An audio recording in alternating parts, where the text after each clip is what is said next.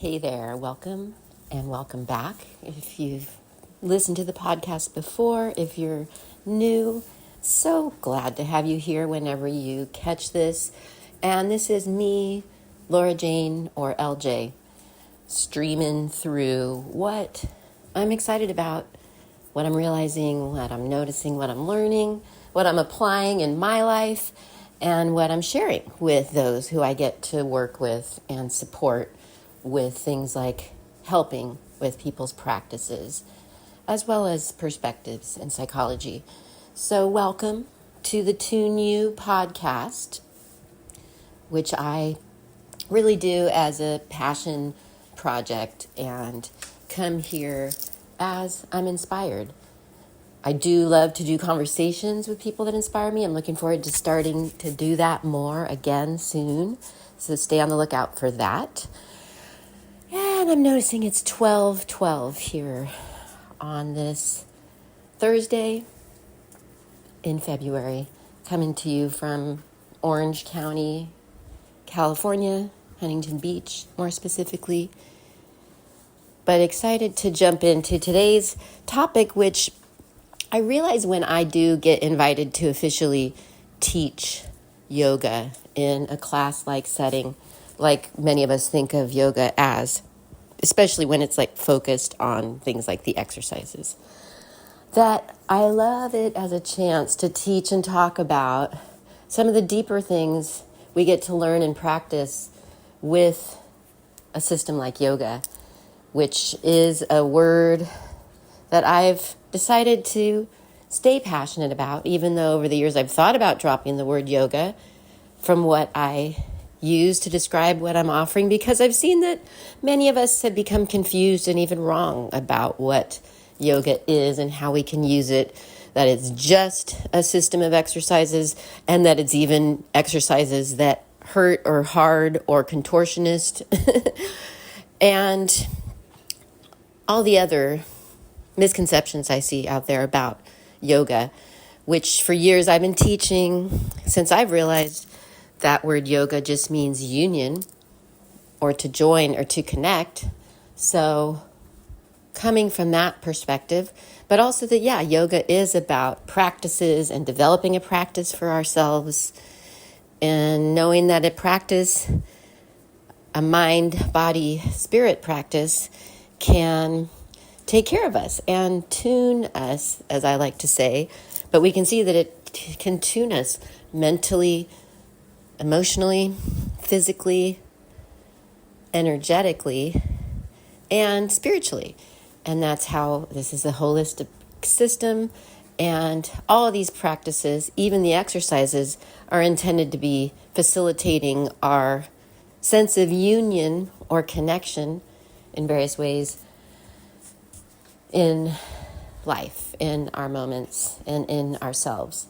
So today I wanted to talk more about one of the big things that yoga teaches, which I do love that modern science and modern medicine has acknowledged this. And this is why I think doctors, for instance, are recommending something like yoga to their patients more. Because now there even has been yoga research done to see how some of these practices, especially when used more consistently, can affect and help and shift and change various levels of our being and experience, whether it's mental, emotional aspects, physical aspects, healing of things like hearts after heart attacks, helping with things like trauma or mental health issues, also facilitating in various levels of recovery, right? So I do love that even though some of us might forget this because we might still think of yoga as sun salutes, which in that aspect is like, how is that about what we're going to talk about today? How is that about relaxing?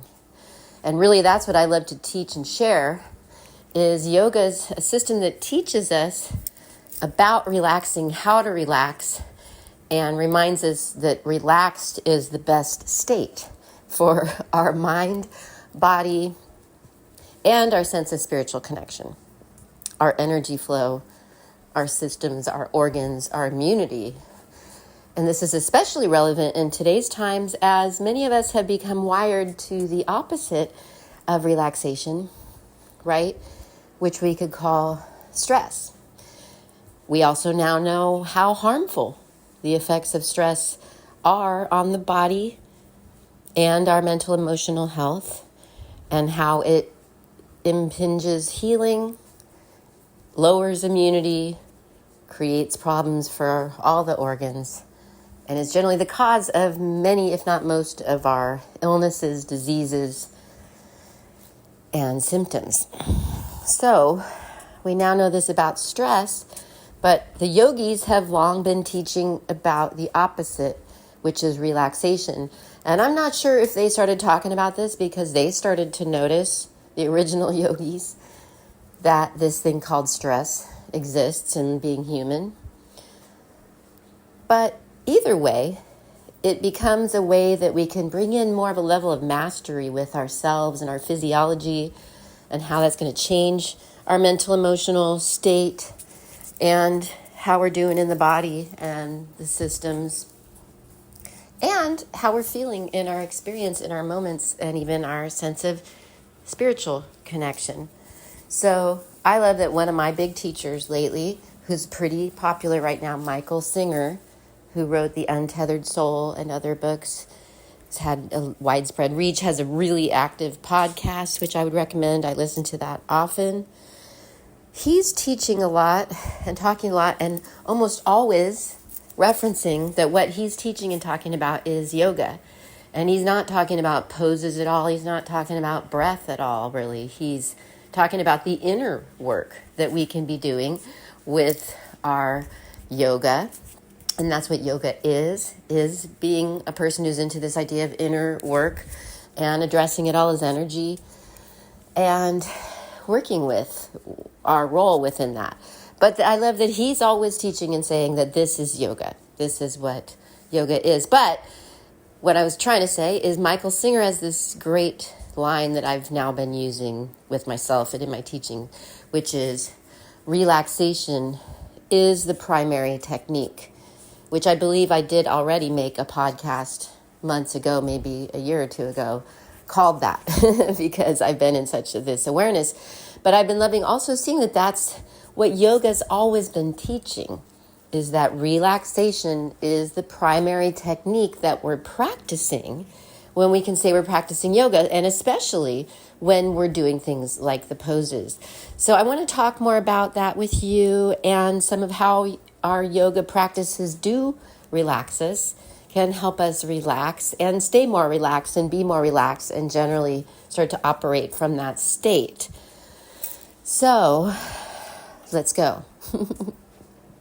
So first piece that yoga, I always love to teach that yoga, part of being in a yoga mode and part of what's making something like doing an exercise a practice of yoga is more our inner approach and some of these deeper aspects. So the first thing I always teach is yoga teaches us to practice in a more relaxed mode. So doing things like relaxing the face and jaw and practicing relaxing around the muscles that are working, and even doing things like relaxing the mind more like another muscle. So in these ways, we're intended to practice relaxing and a more relaxed approach while we're practicing yoga, because not only is it going to help us get so much more out of the practices, but also that's what we're practicing and learning, is just being more relaxed and practicing these things that help us to relax more and just becoming more of a person who just does things more relaxed. And so that all day long now, we're more in that mode. But some more of how our yoga actually does relax us, even though it's about reminding us and inviting us to practice being as relaxed as we can be. But then there's that level maybe still of tension or tightness or stress or the energy aspects of it, ideas of stored trauma, right? And mental emotional past that is part of our experience and our psyche and our neurosis. So how do we work with all of this, and just how stress, tension is being held in the body, all these things that might be going on that are kind of preventing us from relaxing, right? Or part of that stress response, stress mode, and even things like a busy, active mind, which may be up to no good often as part of how we're feeling. So looking at all these parts of our being, but how does our yoga help us actually relax in addition to just teaching us to practice being more relaxed? So first thing that's really awesome to be aware of, and now lots of practitioners are talking about this, we have this nerve that runs down the body, and I made a podcast about this vagus nerve, which now a lot more people are talking about and understanding the role it plays in our nervous system, and that response that we can elicit that's the opposite of the stress response, that's the relaxation response. So how can we tune our nervous system more towards calm and relaxation, and what triggers that in the body? And it is a lot involved with this vagus nerve, which runs from the base of the skull down the spine, and we can stimulate, innervate. Actually, what we're doing is toning and strengthening that nerve when we do these various things that can affect that vagus nerve and help it to actually work better and keep us more relaxed. So it's these things that help to stimulate that vagus nerve, which instantly does relax us more. And then the idea is it's helping our nervous system and our body be able to stay relaxed more, have a more strengthened tone in that vagus nerve so that it just works better and keeps us more relaxed and less likely to go into that stress response. So the ways that these practices can help the vagus nerve are kind of magical and worth taking a look at, and in my opinion, building into our lives, because many of us are in this overactive, often anxious and stress-based mode of being, just kind of thinking that's normal, even though many of us noticing we're not feeling great in the body, in the mental, emotional health, in our ability to be present, or in how we're reacting and responding to life and our loved ones, right?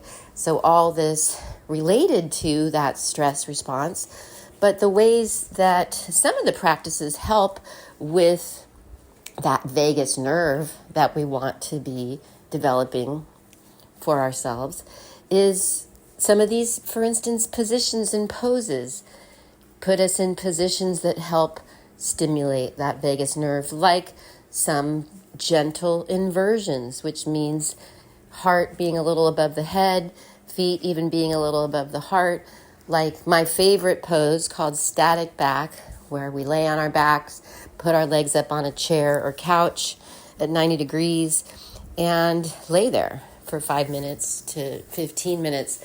And just this pose alone instantly starts to create that effect in the vagus nerve, thus relaxing the nervous system, relaxing the body, and even relaxing the mind. So one of the amazing ways that yoga has taught us to do this is to build in these positions, these stretches, these moves into our life, even though some of them involve a lot of stillness, like child's pose, like downward facing dog.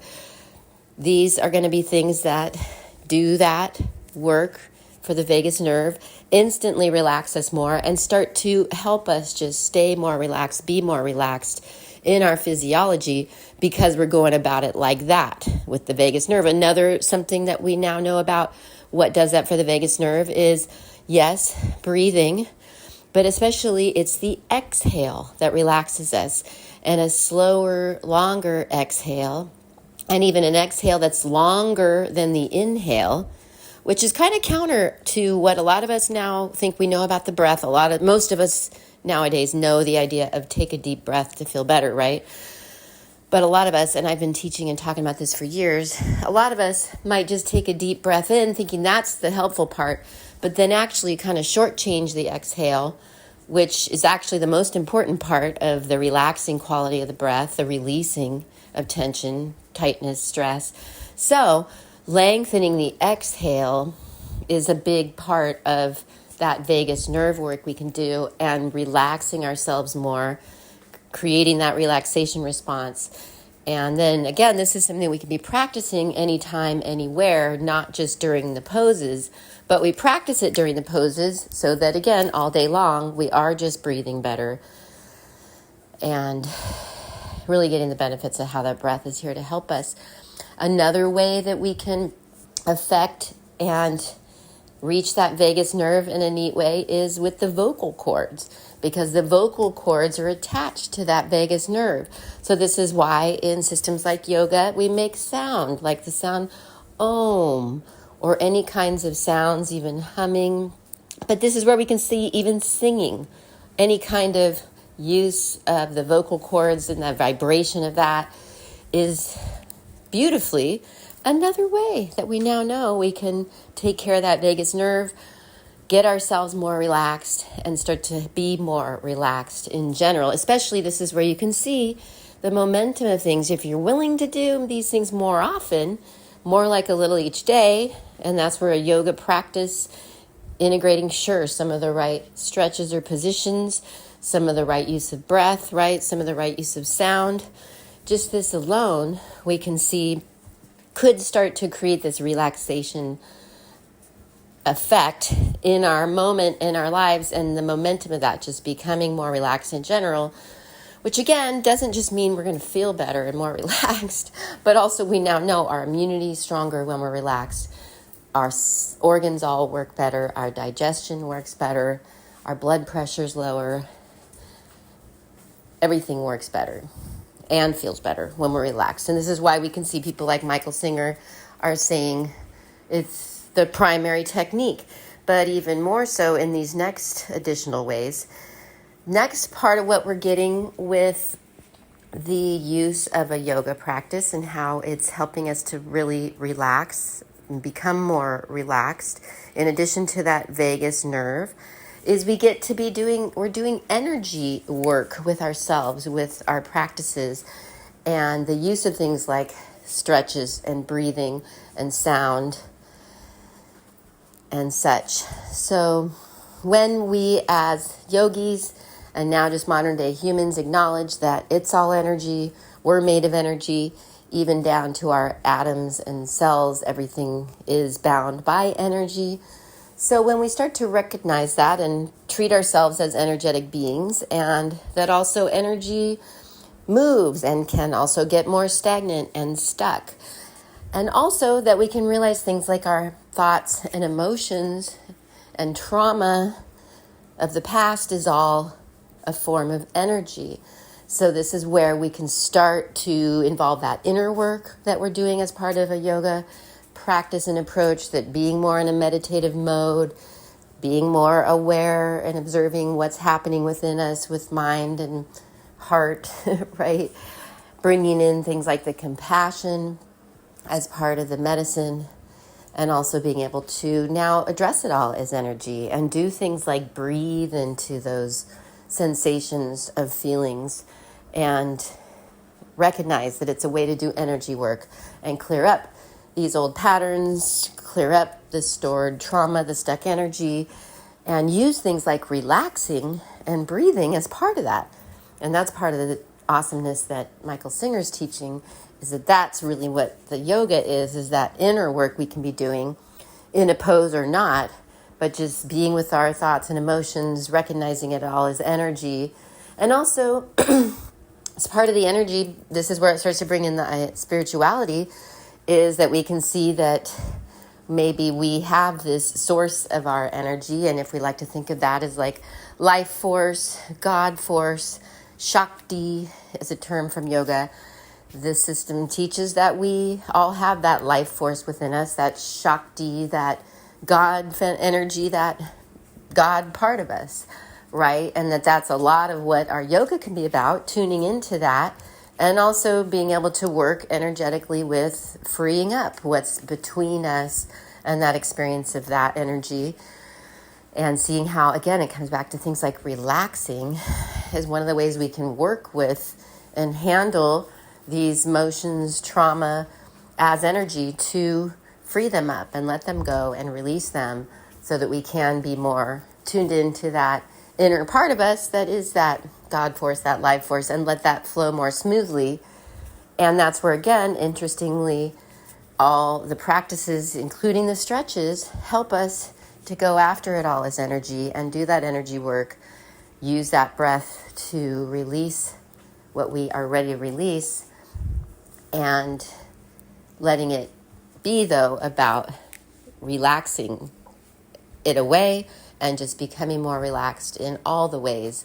And just understanding that when we're relaxed, our energy is going to flow so much more smoothly. So that's the point, too, of relaxation as the primary technique. And again, back to our health, we now know things like circulation and blood flow and digestion and blood pressure all do so much better when we're relaxed. So we're really helping the systems.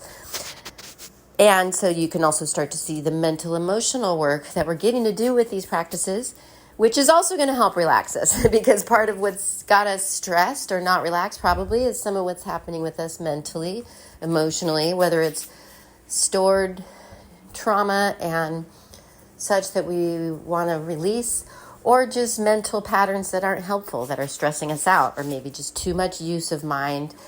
And so that's where relaxation, even of the mind, as another part of the technique, but part of what's going to relax us in general, right? Because it's that mind often that's stressing us out, or those emotions and stored emotions, suppressed emotions, repressed emotions. So instead, the practice here is to be more in that presence and mindfulness with ourselves during the practice, as part of the practice. And that too, as part of what relaxes us, that it turns out being more mindful and present and in the moment and in the body is our more natural state, is more relaxing for us. So that's part of why yoga teaches that as part of the practice. And all these practices help us become more present and mindful and help us let go of what's keeping us from that. But that also we're getting to do that mental, emotional work within that. And so now being more present and mindful means attending to what's happening with us mentally, emotionally, and being ready to work with it as a yogi, including breath, relaxation, quieting, even redirecting, things like imagination, visualization, right? All as part of how we're taking care of ourselves and tuning ourselves in those realms, but all part of helping us relax more, help us free up, clear up what's keeping us from being relaxed. And again, just start to build that as the momentum of a more relaxed way of being. And then a little bit back to the physical aspects, the physiology. When we do things like the postural work that we do get with the right use of stretches, where we do get to take care of things like the posture, like unrounding neck and shoulders, straightening out hips and pelvis, and helping things all be more connected and in alignment. A structural alignment that we're born to be in, turns out, is a part of functioning better, feeling better, and being more relaxed. So the postural work that we get from some of the right stretches is part of how our yoga can relax us as well, because when the body's out of alignment with the posture, it's changing how things are moving and flowing, including our energy, as well as things like our circulation and how organs are functioning does get affected by the posture we're in. So the stretches help us get in that more aligned posture, which includes some strengthening to help us be in that more aligned posture. That's where ideally a yoga mat practice that's most balanced is going to stretch you, straighten you out in those structural ways, and strengthen you. All three are important in a balanced practice, but that's going to help take care of the posture, which is actually going to help us be more relaxed, because that's how the body thrives, is in that better aligned posture. That's how the organs thrive. And it also is part of how we're freeing up the stuck energy, the stored stress and tension in the body, in the muscles, right? And so we get to take care of that with the right use of the stretches and the breath. And again, That's going to help us relax, as well as we practice those things in a more relaxed way as part of the medicine and the practice of just getting better at being more relaxed in everything that we do. So it's pretty amazing. And then lastly, I just want to touch on a little bit more the spiritual aspects, if we like that absolutely our yoga is supposed to be about that if we want. Yoga means union with what, right? And you could say union, more joining, more connecting with ourselves in various ways, like, yes, with our body, with our mind and emotions, with the moment, getting us more connected with the moment, getting us more feeling connected to others and the earth, and a sense of community is also part of our yoga. And an ideal yoga practice would involve having, a good sense of community and support, right? And how that supports us in being more relaxed as well. But also just the sense of spirituality that, heck yeah, these practices are about that if we want it to be. And so our practices, again, are helping us tune in more each day, clear up that stress, stored trauma, help ourselves mentally, emotionally, so we can be more connected to that sense of that God within, which involves also, yes, being able to quiet the mind more, be more receptive, more ready for aspects like intuition and our psychic powers, all as part of our spiritual connection, right? And also in that presence and mindfulness that is part of being aware spiritually, right? To be more in our moments, to be noticing, for instance, the synchronicities and the serendipities, and being open to that guidance and, again, that intuition, those psychic moments, is part of what we're getting from our yoga and part of relaxing us as well. Because also, if we get back to like spirituality also involving a sense of faith, right, versus perhaps fear, or love versus fear, that being more in that mode of love, of faith, is also going to go with being more relaxed, right?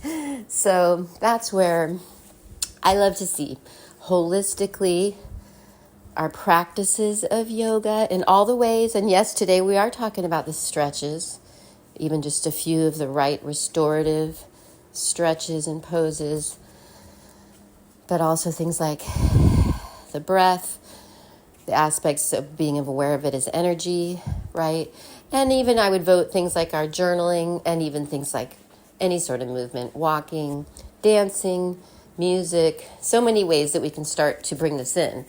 But we can start to see more, I hope, and I hope this has been helpful to you to see how and why yoga teaches about relaxation as the primary technique, and how it helps us learn that and practice that and become that more, and even the physiology of that with aspects like that vagus nerve and such. So I hope this has been helpful to you today along your journey, and please reach out if I can be of any help to you in your use of the practices or understanding of the perspectives or tuning of your psychology.